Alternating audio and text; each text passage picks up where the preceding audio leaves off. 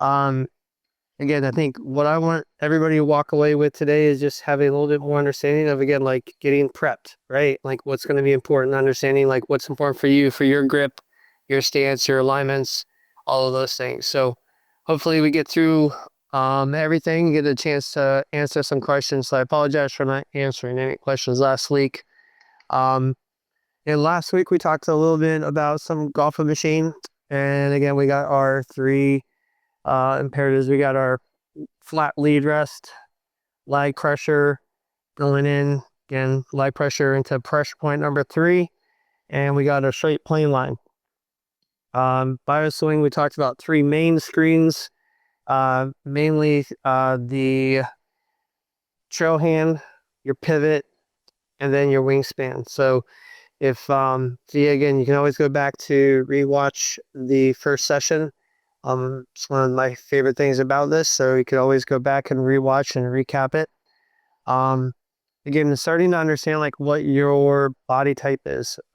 Just got back from an amazing event hosted by Golf Magazine, where again, really honored to be around some of the best instructors in the world. It was really, really cool, and talking a lot about, again, like how the body is affecting the golf swing and a lot of mental stuff, and just like, again, like how we can help players play better golf. So it was great to be able to spend some time with all my friends down there. And thank you again to Golf Magazine for putting that together. So the one thing that I didn't really get a chance to go through and talk about was when we look through at what we want you to do at home. So the whole goal for me is, this is our off season. I'm in the DC area. We want to be able to do some things from home to really work on coming out in the springtime and just cruising. So when we start looking at the golf machine or the BioSwing Dynamics stuff, definitely checking your wingspan. So you're going to probably need someone to assist you with that. Again, fingertip to fingertip. We talked about high track, mid track, low track, depending on that. Trying to track your upper arm to forearm, that's going to affect your downswing slot, but definitely the test. So I kind of want to just go through the trail hand test, because I feel like this trail hand test is probably like the most important part that when I see every day. If I can get the trail hand and the lead hand on right way, we're going to be in pretty good shape. So we're going to start with my dot. Again, I already kind of have one drawn on here, but I'm going to show you how to do this. So if you have a glove, you're going to take your glove, put your glove on. I always like it on the glove because you can always look down. You see, I already have my dot here. So there's this spot up here in the wrist called the anatomical snuff box, and it's roughly in the middle of the webbing of the hand. Okay, so if you put that dot on your grip, and then you go in and you take your club, what you're going to find is most of the time people put their thumbs down the center. Now, my dot is way over to the left. I need to make sure that that dot is down the center, which places my thumb slightly to the right of center. And apologize if anybody's lefty. Most of what I'm going to talk about is going to be in right hand terminology. So again, lead hand, your thumb is going to be slightly to the center. Never put your thumb down the center. Easiest way to hit it to the right. So if I can get that lead hand in what we would call a toward neutral position, so I always like to take my grip, we're going to talk a little bit more about this from up here. But to test this trail hand, again, Mike and EA with BioSwing Dynamics, they have a couple different ways that they talk about.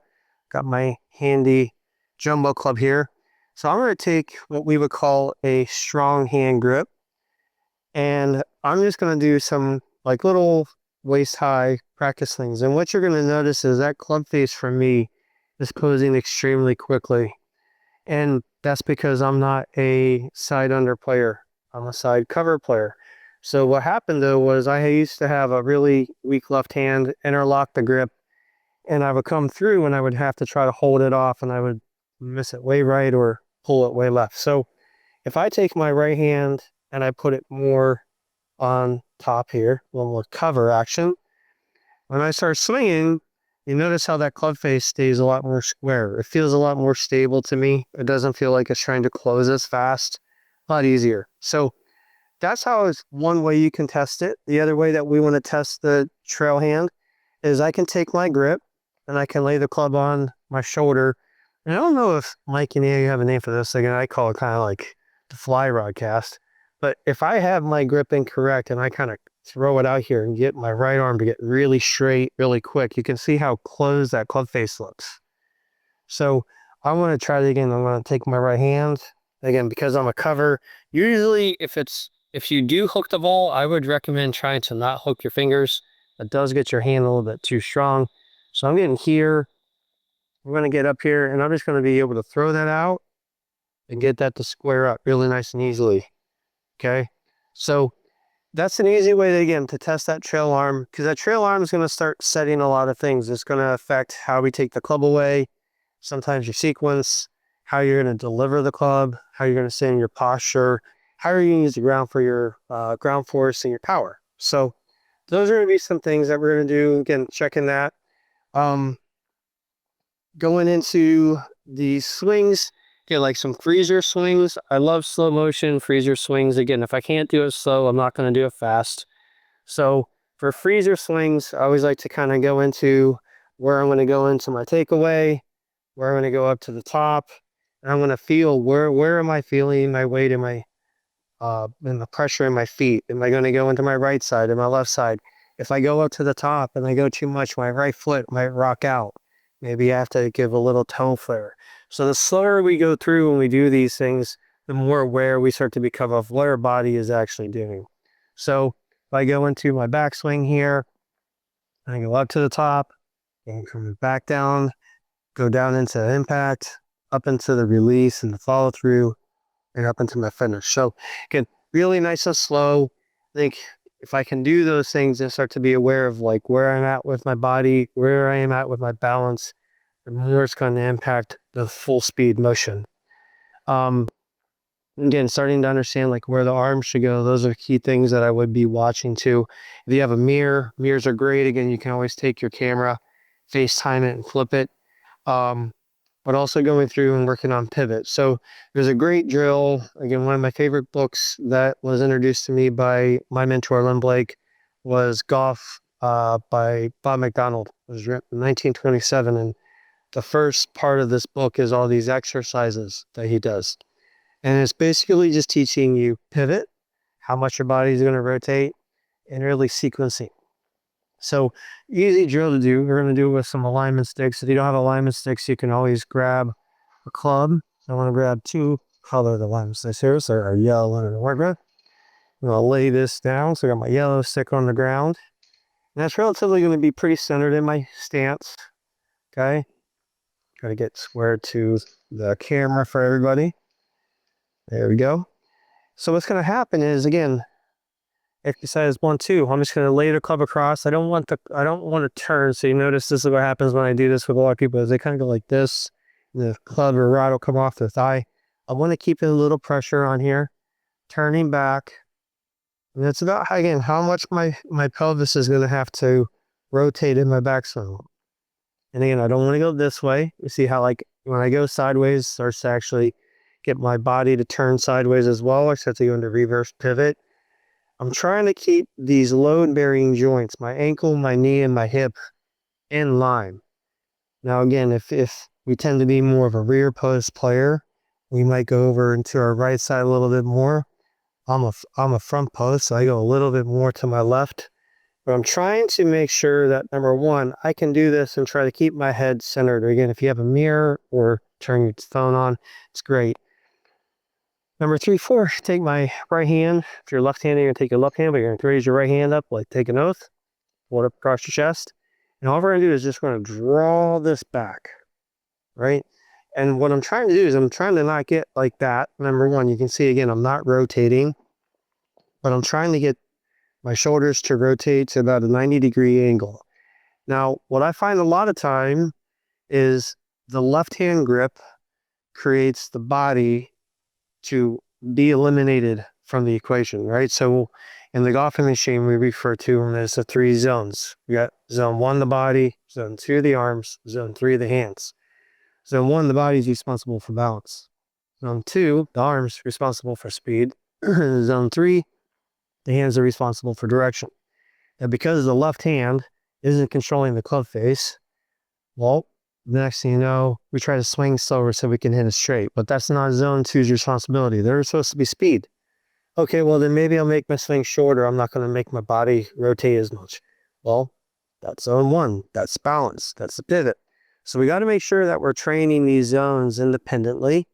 And we start to understand like where our body is and where we feel our pressure and where we feel our body going. There's some key things that I'm always going to watch for. Again, trying to make sure that my voice box is always slightly behind my belt buckle. I don't ever want my voice box to be in front of my belt buckle. I want to get behind it, stay behind it, and finish back here. So making sure you're going through, watching those things. Those are some really easy drills that we can do at home. Again, so we're going through, we talked about getting an impact bag. I love impact bags, especially for working on things at home. So take a pillow if you want. And I've got our Lagmaster lag bag here. And I've got like a little compression wedge is what I call this. And so when I actually come in and I strike this bag, the club face is pretty square. And what I want to make sure is I don't want it to be open. I don't want it to be closed. And I have a little bit of shaft lean because the bag is on a slight angle. Okay. So when I'm going in here, I'm not knocking it so hard that it's going to go rolling down the range or down through my family room. But I'm going up to the top, feeling really good, coming down, getting into that impact position. So that's one of those easy drills that we can do at home. Then we got the other drill that we talked about a little bit last week. And this was all homework for last week, so I apologize. We're going to recap this. We take your left hand grip. We're going to take our right pointer finger. We're going to hook it right about middle of the shaft. And you go up to the top, kind of come down. And again, like for me, this pointer finger, which is pressure point number 3 for us golf machiners, that is what's trying to keep this shaft from wanting to go. Okay, now again, what would make the shaft want to go out and like cast is usually the thumbs. Something's pushing, right? So that left thumb or that right thumb starts to get more on top of the shaft. It's going to push out and we're going to lose it. So I'm going to do some of this. We're coming in. Again, you can kind of, I've seen Rory do this drill where he comes in, he's got his whole hand on here, you're pulling down. And there's a point where I have to release the club down into impact. We call that the impact swivel. So I'm coming down, I'm uncocking and rolling my hands down into the ball. Again, I can do that with my impact bag. It's a great drill to work on too. But going through, I'm trying to do some drills. So again, come out. If you get to get on the range and hit some balls right now, we got some snow underground. So it's a little warm today, but not great to be outside. So try to get everybody something that they can work on at home pretty easily. All right, so this week we're talking about our operating system. So trying to get it where we can have some consistency to the golf swing. I think that's the one word that everybody walks up to my tee and says, I want to be more consistent. Okay, well, where does that start? Well, it starts from the second that you pull the club out of the bag. That's when your swing starts. So again, think about the last time you were waiting for someone to clear a green, you had a club in your hand for a couple minutes, and you get up and you hit a bad shot. Well, you're not programmed to wait there for 4 minutes, get up and do your routine and hit. So always remember it starts from there. So we're going to go through the 3 steps to get ready that Homer Kelly will go through and explain. But this is where the consistency starts. And when we watch the best players in the world, it's almost like a stopwatch. They have it like timed. It's ingrained. They're not even thinking about it, but that's how many times they've done it. For me, I really like to make sure I'm doing this on the range and kind of explaining, like, I want get back behind the golf ball, pick my target, visualize the shot that I want to get ready to hit, walk up, make a practice swing. And I know not everybody likes a practice swing. That's fine. That's your preference. I like a practice swing for 2 primary reasons. Number 1, we don't play on a flat land. Usually driving range is nice and flat. I want to know how the ground right? The undulation and terrain is going to impact my balance. Number two, maybe it's in the rough. How's the turf going to grab the club? Maybe I'm hitting into the green on a pitch shot or a wedge shot. How is it going to want to grab? Those are some things that I'm thinking about when I'm making a practice swing. I'm not just thinking about the swing I want to make. Now, trying to picture the shot, I might be trying to recall that shot. So something to think about when you go through and talk about practice swings. So 3 keys to get it set up. So again, we want our grip. You got to have a good stance. And what is going to be our optimal distance and posture from the golf ball. When we talk about our wingspan, and again, Mike and EA talk about how our arms can impact our stance. So when we go through, if I have a longer arm to height ratio, typically I'm going to stand a little taller. I'm going to have less knee flex. If I have shorter arms, I'm going to have a lot more bend. And I'm going to have a lot flatter plane. So if I'm taller, I'm going to have a little bit higher of his plane. We call those more high tracks. So going through and starting to understand these pieces of the puzzle so we can start adding the proper components to your swing. Really important to start to build that consistent motion. Again, sounds good, feels good, goes straight, goes far. So tonight we're going to go through and talk about the grip, the stance, the setup. Again, some of the things that I'm always looking at when I'm looking at a player and how I can try to help make them more consistent ball striker and control the ball a lot better. All right, so 3 to get ready, right? So there's 12 positions, 3 to get ready, 3 to take it back, 3 to bring it down, and 3 to go around. And so the 3 to get ready, when you hear most instructors refer to P1, P2, P3, those are in the motion. Those are actually, again, starting at address into the backstroke and at the top, and we're going to start down the downstroke and release, impact, follow through, finish.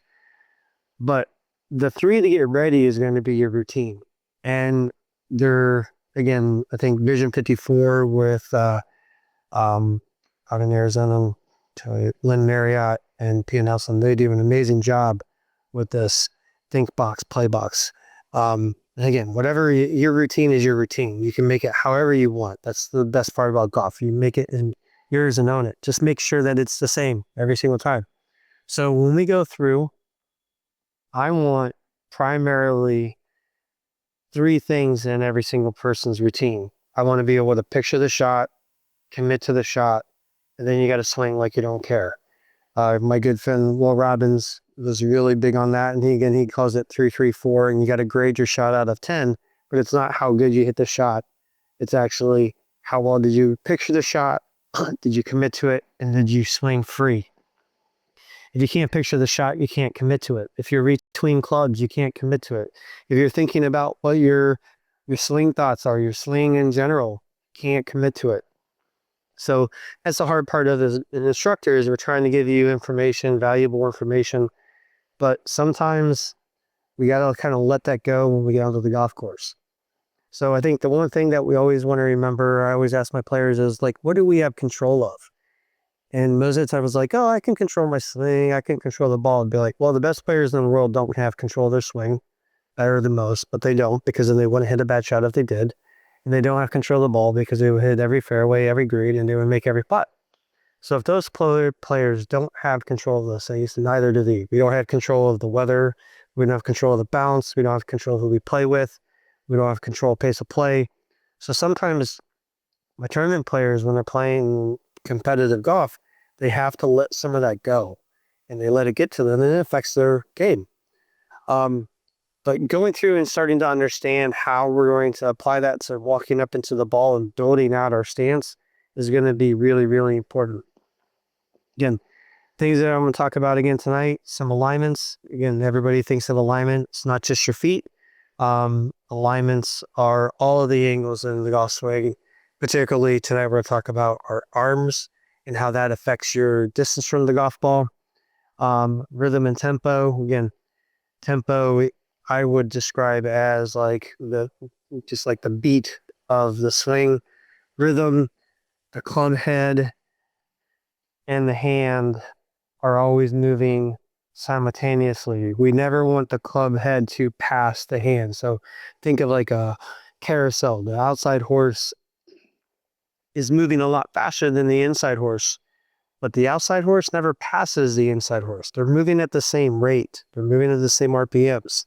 So same thing in my golf swing. I'm never going to let this club pass my hand. Well, I might come over here and it'll look like my wrist is bending, but it's not bending. It's just because a turned wrist appears to be bent, but it's just cocked. So some really important things to understand about the golf swing. And when we start talking about golf, I always tell people, number one, it's like drinking like from a fire hose. Number two, it's like a black box of an airplane. Everything that makes sense doesn't apply. Usually, and the black box isn't black, it's orange. So go through, we have to understand that usually what seems to make sense, right? Seems as ifs do not apply in golf. So making sure we understand all those things. All right, so let's get to 3 to get ready. So the first one is going to be preliminary address. What's my preliminary address? Well, that's all the stuff that I get ready to do before I hit. Again, so like thinking Vision 54, this would be getting back and into the think box, getting my yardage, picking my club, reading the lie, trying to picture where I'm going to try to hit this shot, getting all my information, all my data before I start to go and actually execute the shot. Again, I'm trying to picture it. I love the shot tracer on the TV now. Again, I think I'm trying to picture that, especially for putting. I'm always trying to picture what that shot's going to look like. Impact fix. Okay, so if there's, again, Matthew Wolf, and everybody kind of says it looks like a hitch. Matthew Wolf doesn't have a hitch. It's called impact fix.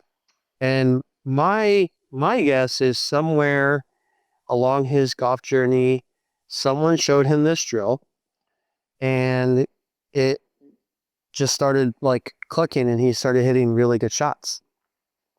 So when you watch what Matthew Wolf does, goes up into a setup, right? And he does like this like little boom, right? Well, what is that imitating? That is imitating impact, right? Now, when I go to here, this is where I'm going to be at impact, but notice address and impact are not quite the same. I think a lot of people kind of feel like they're just trying to get back to where they started. It's not always how it works. So when I go through impact fix, I'm trying to place my body, my arms, and my hands where I want to be when I strike the golf ball. So one thing that I like to do, we're going to use this heavy tray here for the ball. There you go. So I'm going to put my club right up against it. So you can use a door frame, a corner of a room, the foot of the couch, anything like that. And when we go through, I'm going to go into my setup, and I'm not just pushing my hands forward, okay? I'm pushing off my right foot. I'm opening my left hip. I'm putting pressure into my left leg. My left leg is straightening. I actually love to do this too, and I kind of give it just a little bit of a tilt back, right? So I'm actually looking at that golf ball with my left eye. Now I'm left eye dominant, so I think I've heard a stat that most tour players are left eye dominant as well, but I don't want to do this. So we're going into this impact fixed position. We're coming through and just getting up in here and just again a little pressure. So quick story, I'm helping my buddy David Kuhn down over in Pittsburgh, and we're going through and we're screening some of his students. And we're cycling through 4 at a time, and the girls group's coming in, there's 4 girls. And I'm finishing up with one of the boys, and girl walks behind me, and I just hear this whoosh. I'm like, whoa. And I turn around, and she might have been 90 pounds soaking wet. And she's like, wow, that sounded pretty good. So go through, kind of finishing up, and does it again. I'm just like, okay, I gotta turn around and watch this. So I turn, and I watch her get set up, right? So she got her golf ball. She gets up over the ball. She, again, hitting into a screen, looks at the screen, looks at the ball, goes to impact fix, comes back, and goes. And it was just the coolest thing. And she was actually found out she was a tennis player. Not sure if she still plays golf. I don't think she was. But you can make that your own. You can do that part of your routine. That's fine. But what I like about that drill is it's starting to train where we want to be when we strike the ball. Moment of truth, right? So we're all trying to get down there, but how do we get down there? What's it going to feel like? Now, what I would tell you is when I'm coming into here, I feel a tremendous amount of stress in my right pointer finger. I can feel the shaft stressing. Notice how, again, like I'm not just pushing my hands forward. I think a lot of times, again, people think I got to create shaft lean. The shaft lean is created because the body is pulling the hands through, right? So we're talking about the club lagging behind and coming down into impact. That's what creates this hands ahead position. If you struggle with that, first thing I would tell you is to check your left hand grip. Make sure, again, turn toward neutral, dot down the middle. That'll definitely help you with that. So that's a great drill. I love that drill. I recommend that for everybody when they're working on stuff at home. And so that's going to be some of our homework, little impact fix. You can also do it with a impact bag if you want to. And we're going into adjusted address. And I think this is where a lot of people get lost. And I think when we talk about beginner golfers, especially, two main questions are, how do I hold it? And how far do I stand from the golf ball? And when we look at our arms, okay, so this is what we're talking about, flying wedges. No, it's not after a mat and just kind of tossing the club down the fairway. Been there, done that. But flying wedges is the alignments of the arms to the shaft of the golf club. Now, there's going to be two primary alignments. There's a vertical alignment of the left arm to the shaft, right? So the club is working more vertically, again, like cocking action of the hands. Then there's going to be a horizontal alignment of my right forearm in line with the shaft. Okay, this is an important one because whenever we look at all these great champions, even again, I can say 36 handicap to a 6 handicap, when they come back down into impact, that shaft and that forearm are always going to be in line right here. Okay. Again, so when I usually am teaching, I'm drawing a line. In particular, we refer to this line as the right elbow plane.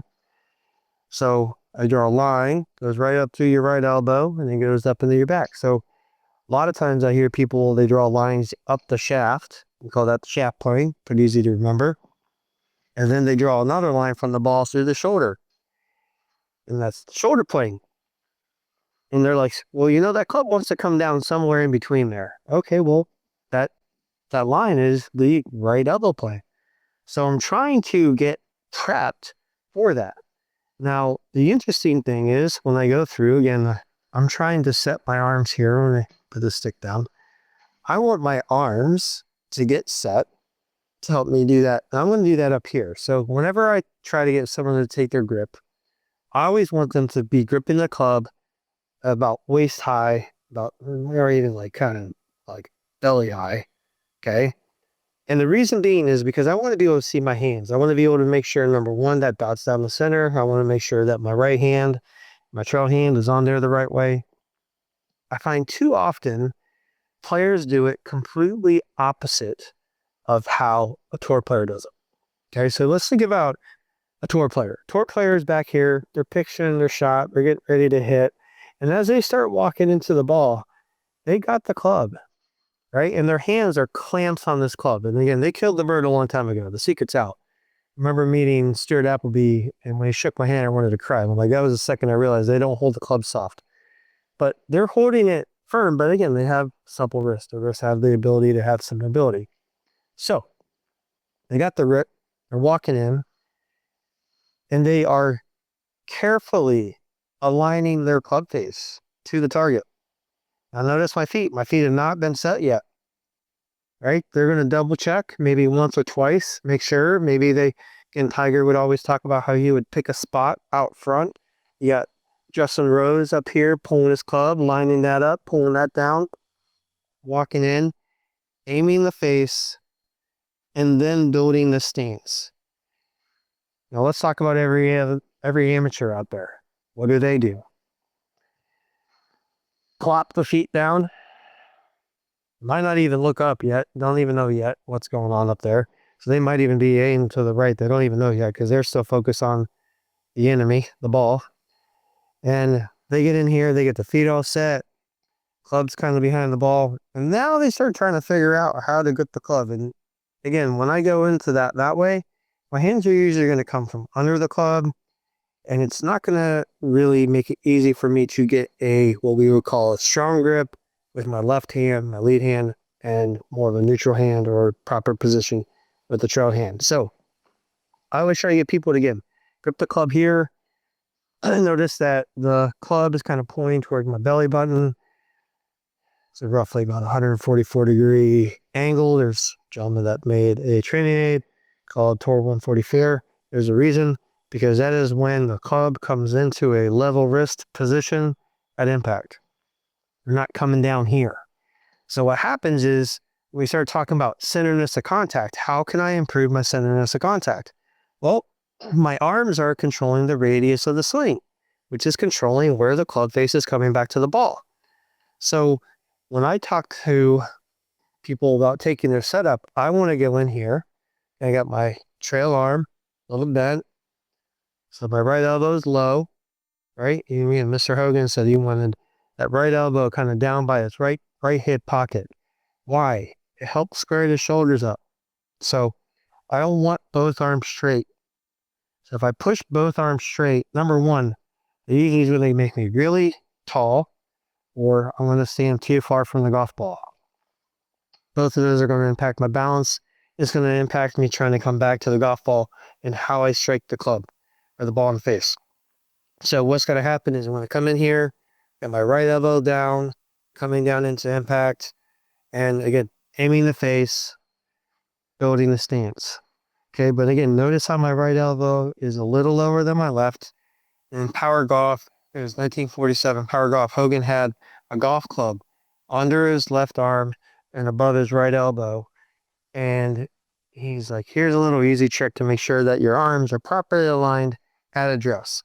And what does, it helps square your shoulders up. And especially on a driver, when the ball starts moving forward, this is really, really important. But if I can do that all up here, this just makes this so much simpler and how I get back into the ball. And again, notice how I kind of just let my arms drop. My hands were just slightly outside my shoulder line. I'm not down here. I'm not out here. An easy way to kind of check to see if you are properly from the ball is if my hands are too low, which I tend to find too often. Again, notice how straight my arms are straight down. And my hands, when I look down, my hands are actually kind of back by my heels in between my feet. Okay, so my hands are not going to come back here. My kids love that swing ride at the carnival. When they get in, the swings are hanging straight down. But what happens to the motor when it starts spinning? The swings go out. What happens when our motor starts moving? Right, our pivot, our arm starts to swing out. Right? So again, so you got Erica Larkin and Mr. Jones, swing the arms. So that's what's happening. The arms are going to go up and out.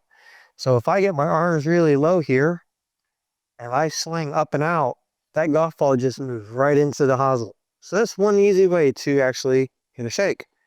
Usually, for me, it's thumb down the shaft, down the middle, or the hands are too low. Those are primary two reasons why I see people hit that shot. So again, if I can get my arm set, get into my setup here, go into address. I always like to, again, one look, make sure that I'm good, and go.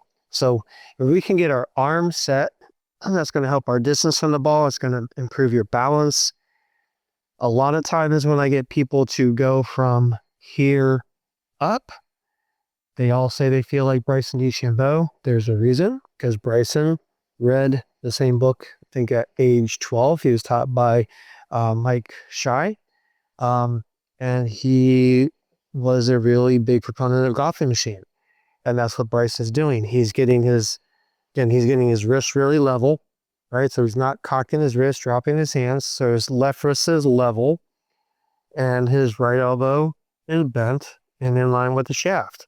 Now his clubs are massively upright, probably more upright than most people's putters. I've tried to hit his 5-iron before when I was working at Congressional. My friend caddy for him, Mr. Tim Tucker, I couldn't even get his 5-iron off the ground. It felt like a tree trunk, but also like I felt like I was like this, trying to get the club to actually set somewhat on the ground. If I did him, the toe was a mile up in the air. So that's another reason why club fitting is really important. Make sure that the club's sitting on the ground correctly. Definitely helps. So when we start talking about singing, you got people spraying the club with foot spray, which is great. You got the stickers. All of those things are great. But if I'm not setting up my distance from the ball properly, that's going to have a huge effect on where that ball is going to strike the club. So like I always tell people, if you're playing baseball, you would never be outside of the batter's box reaching out to try to hit a ball over the plate. You're going to catch, if you catch the ball, it's going to catch the end of the bat. So if I'm going into my setup and my arms are too straight here, I'm going to be unable to really catch the ball. So we got to make sure, again, that right elbow is a little bent. So when I come back into impact, I'm in that perfect position, right? So, I don't want my hands low to come up to try to figure that out. And so if you're videotaping your swing, you can always draw a little box on your hands at address. The hands usually, if your hands are too low, the hands are going to work up and out. And typically, especially on a driver, the ball's going to drop down and in towards the heel, which is usually going to lead to even more of a reason to hit a slice. So again, we talked about the grip, making sure that we have our dot on our hand and making sure that we got that down the center instead of our lead thumb. So again, if I'm coming in, I always like to do this. I don't want you to see your palm. I get a lot of people who have stuff drawn on their gloves from other teachers. Again, my personal preference is not to do that because I don't want you looking at your palm. I want you looking at the top of your hand. And when I do that, I'm coming in here with my heel pad, thumb pad, close my fingers up. Go in, and I got that right elbow. I feel like it's kind of laying on my oblique, and that's going to help me kind of get my distance set to the golf ball. So then we talk about the trail hand. Again, I feel like this is really, really important. When we're talking about the trail hand, if my trail hand is more under and stronger, I'm going to probably set it a little earlier. It's a little bit more on top. My body's going to turn a little bit more. We're going to get a little bit more into that next week, talking about the sequence of the swing and how that starts to affect things. But making sure when we start talking about the grip, I think the important part is understanding that I don't really care how you are connecting them together. I have way too often where I'll have a junior who's hitting the ball great, maybe 8 or 9, and they got the 10-finger grip going and got the left hand core neutral and everything's great. And they're just in this pretty low draw. And, dad walks up and he's like, well, when are you going to fix his grip? I'm like, what do you mean fix his grip? He's striping it right now. No, when are you going to get the fingers hooked? I would always stress to players who have smaller hands, again, I wear medium size cadet gloves. So gripping with an interlock is usually a little more difficult for people who have smaller hands, juniors, and ladies. Now, ladies sometimes use longer fingers. That can make it a little easier, but don't always think you have to hook them.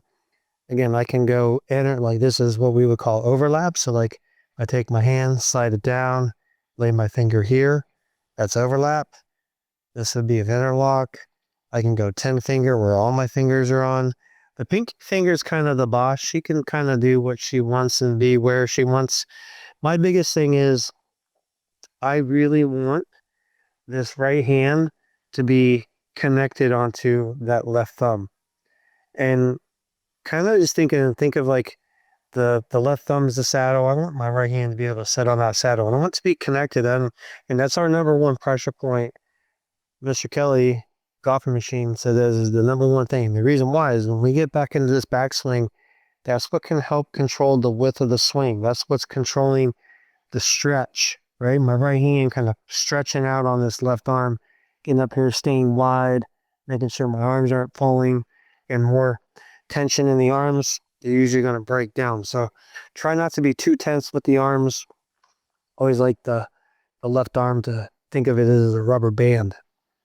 All right, so we talked about the flying wedges. Left arm, again, vertical alignment to the shaft.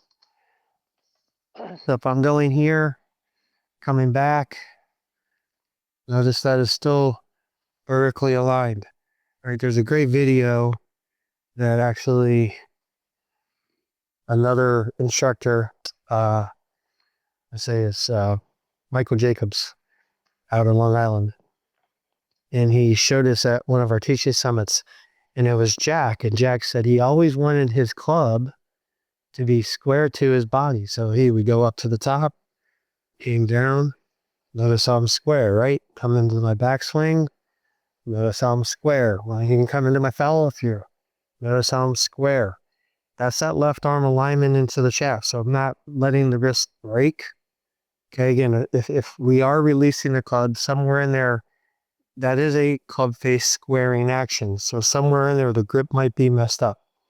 So I'm turning it in, trying to make sure that that is always in line. Now, we can do this drill. If you hit balls with it, just got to be careful. I always recommend not hitting golf balls with it because it becomes another drill called a rib cracker. Find out really quick why. But I do like getting up to the top, letting the club get up to the top here. Again, like get a little stretch in there, making sure that left arm is staying straight. This one, the right arm trying to stay out. Again, Mr. Harmon, you tell Adam Scott, stay wide, Adam. All right, getting up out here, going to my left, coming down into impact. Now notice again, that stick is a little bit out. If I would have flipped, it would have whacked me on my side here. So I'm trying to keep that nice and flat through here, coming up into the follow through. So that's our left flying wedge. We're in the right arm, staying here, going in, going through. And this is where putting is actually really important because I want both forearms in line with the shaft. But for my full swing here, coming back, coming up to the top, I can do this here. Ooh, can't get this on. There we go. So I'm coming up to the top, it's in line, coming down, it's in line, it's in line, still even in line when I'm getting into that finish. So those alignments, when we talk about alignments, it's not just your feet that are important. Making sure your arms are aligned is going to be really beneficial.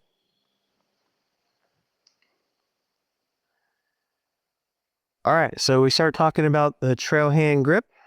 Again, these are just some things that, again, anything that I'm providing definitely was not invented by me. I've had some amazing mentors, Lynn Blake, Mike Adams, E.A. Tischler, Dr. Wright, David Dell.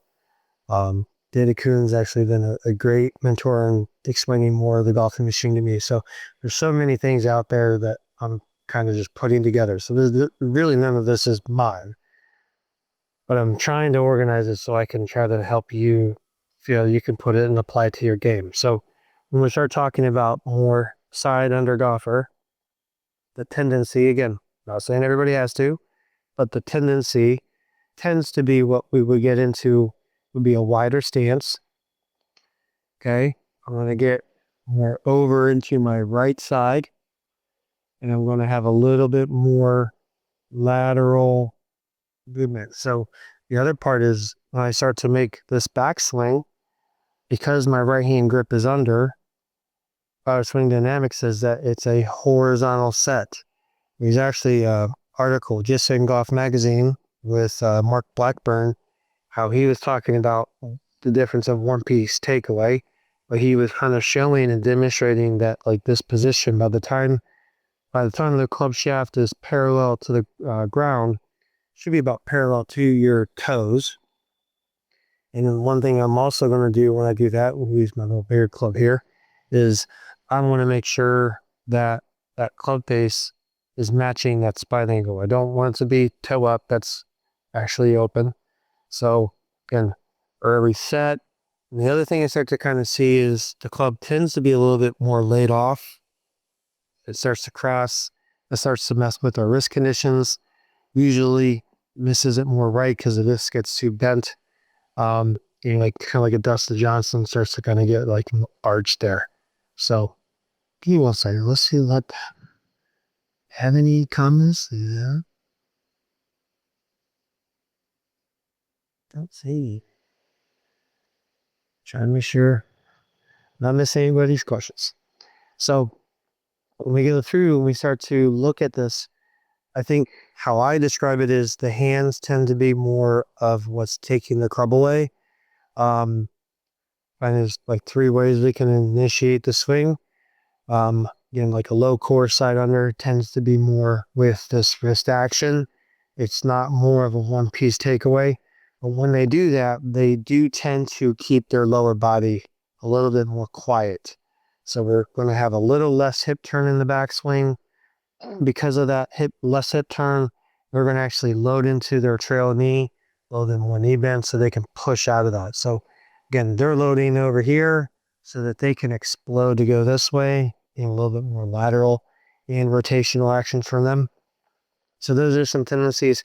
If you have a stronger grip and you think you might be a low core side under, rear post golfer, I am completely the opposite of that, but that's actually how I used to grip it and I used to move, and that's why I didn't play great golf. Now, side on, again, like I would stress side on in, this is kind of like your vanilla swing. This is where a lot of people try to get to.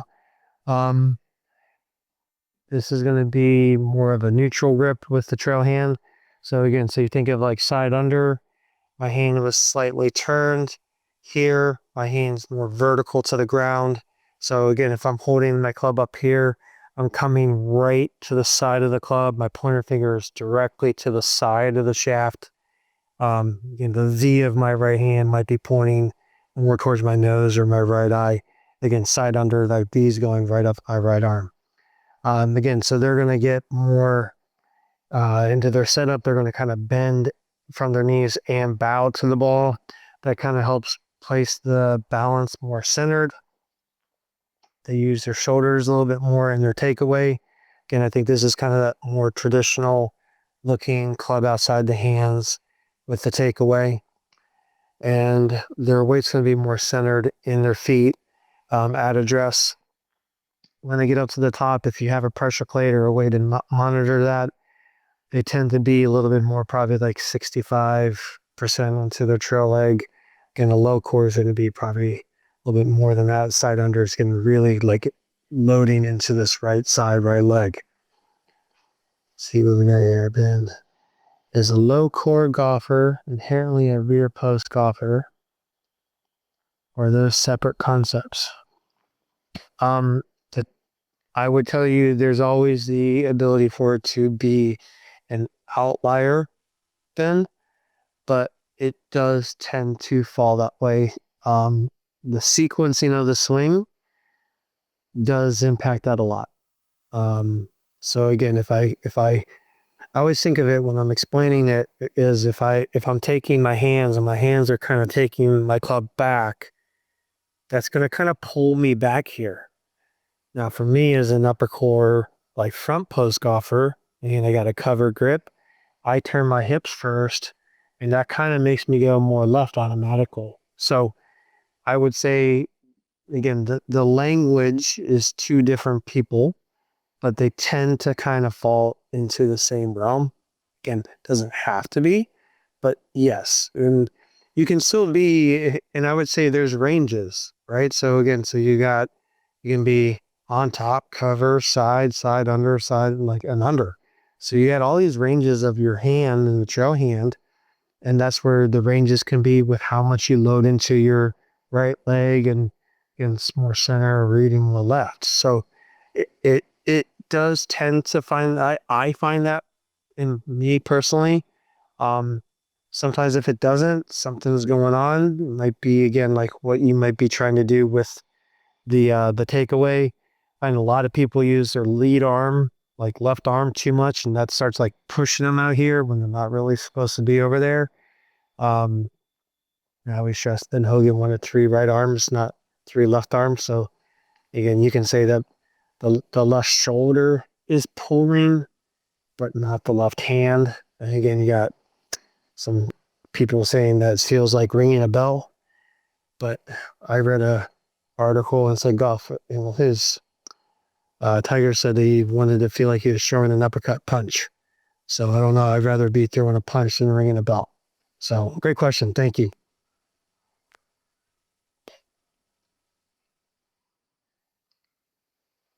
All right, and then we're going into our side cover, which again tend to be more of a front post player, a little bit more narrower of a stance, and the weight's going to be in the balls of the feet.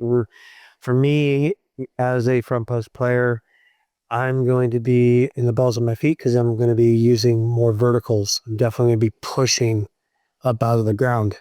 One thing that I noticed was when I started letting my left knee kick in, and some of the all-time greats let their left knee kick in, it just felt like I was in a position to literally just jump out of my left leg.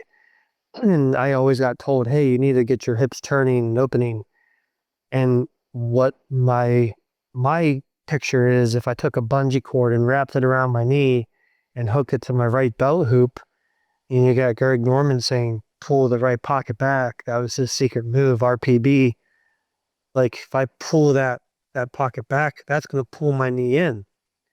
Now, if I say, okay, if this is my loading action in my body, what's going to make my hips open? Well, if I get my left leg to straighten and push, right? And I use the word snap very, very cautiously, but getting this to straighten, that's going to pull my right hip through.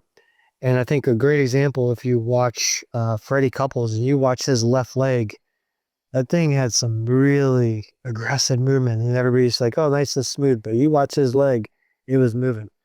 So going through, again, usually we play with more of a closed stance line. So think about toe flare, and so I can add mobility. I don't have, again, I'm not a very flexible person, but if I can open my toes, or I can pull my right foot back, or again, you can do a little bit of both, like Mr. Hogan.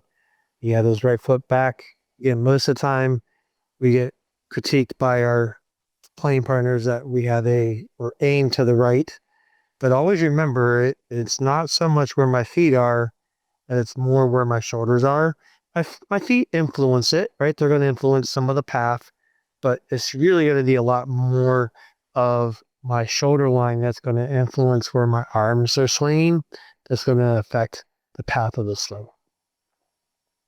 And again, because of my takeaway tends to be more with my right hip turning, that means my hip's going to have a lot more time to rotate back.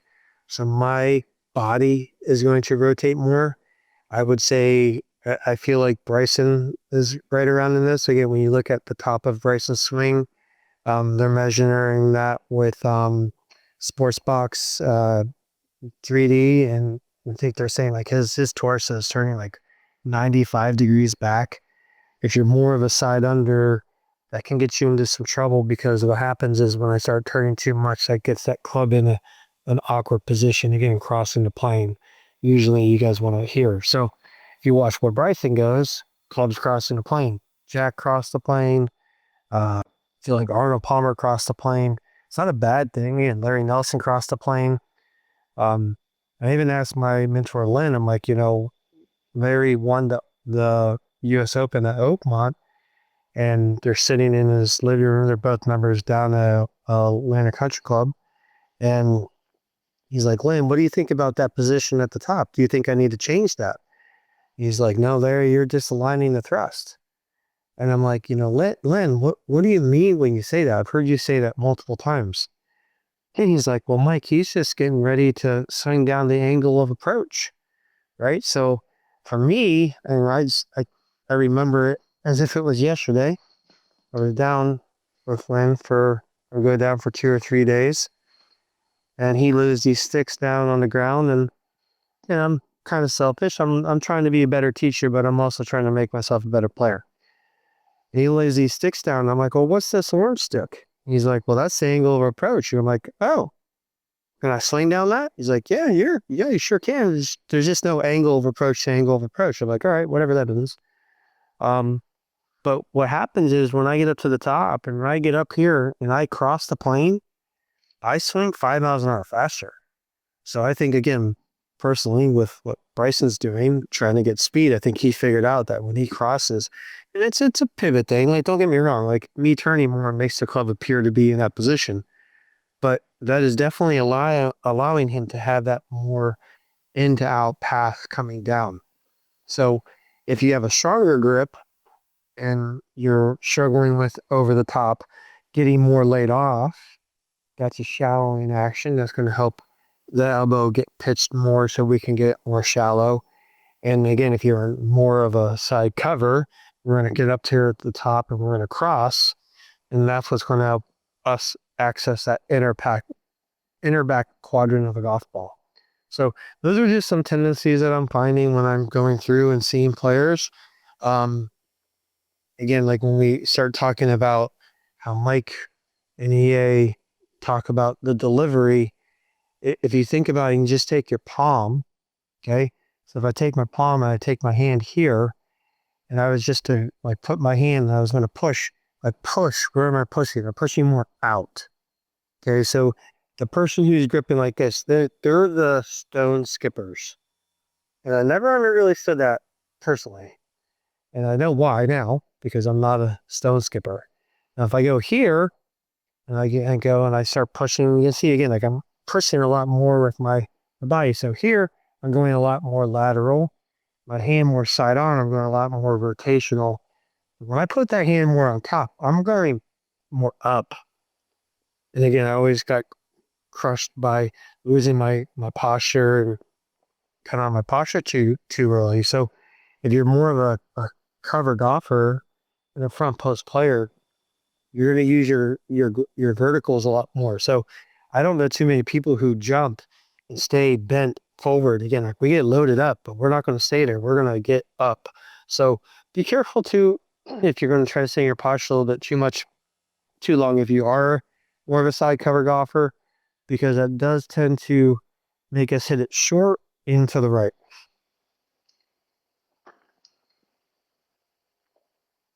All right. So this is a lot better. We got a couple of minutes for more questions if there are any. Again, the whole basis for me to be doing this is to help other golfers. And I hope this is helpful. You can always reach out to me and contact me directly.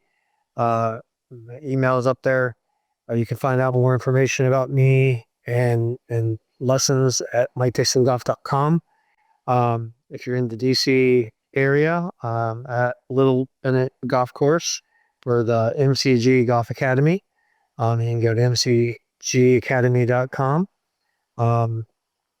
But definitely, again, like I want to help people. I want to help people around the world play better golf. I think that's the one thing that we're all passionate about. Again, it's one of the best games, people you get to meet and hang out, and it's a lifelong game. So hopefully we can go through and do some of that and help you here. So go through, I think I have one more slide talking about, we have our homework. And we got some golf schools coming up in January 23rd to the 25th. February as well. This is going to be down in the Orlando area. And again, all you got to worry about is getting there. After you get there, everything's taken care of. Staying in Airbnb, all your food, everything, golf lessons, golf, everything. But I think what I want to do again, like let's just go back through, just recap, because I don't think I have a slide on the homework. So homework's going to be, again, I always like to put a golf ball down on the ground. But once you're getting really used to getting that grip down, right? Got our grip set, walking down into taking our address, aiming the face. And again, I didn't really talk about it, but when I'm looking at the club face, I'm usually looking at the grooves on the face, making sure that those are square. Go in, step, into my stance. Now again, if I'm doing a driver, I'm going to do the same thing, kind of feet close together. And I'm going to just do kind of like one big step with my back foot so I can get in here. Again, if that for that driver, this is really important to make sure that this trail elbow is just a little lower than that lead elbow to make sure my shoulders aren't open. That's really going to affect the path. And usually that driver, when it starts to get longer, we get the right arm too straight, you can instantly see how my shoulders start to twist open. So make sure that we're doing that. So we got our drills, we got our impact bag from last week. We got our impact fix going in again up against the corner of the room. We're up at the door frame. We're going up into that impact position. And I want to feel a little bit of stress in the shaft. Should feel some pressure in this trail finger, pushing up out of my left leg, get up out of that right foot. My right heel should be off the ground again. I don't want to be falling back. So just trying to get up and out of this position here, going back. And I always like to add like a little tilt on my head back. So I'm not looking up, kind of peeking out of that shot, trying to watch where that ball goes. I'm trying to see that divot when I hit, especially on my pitch shots.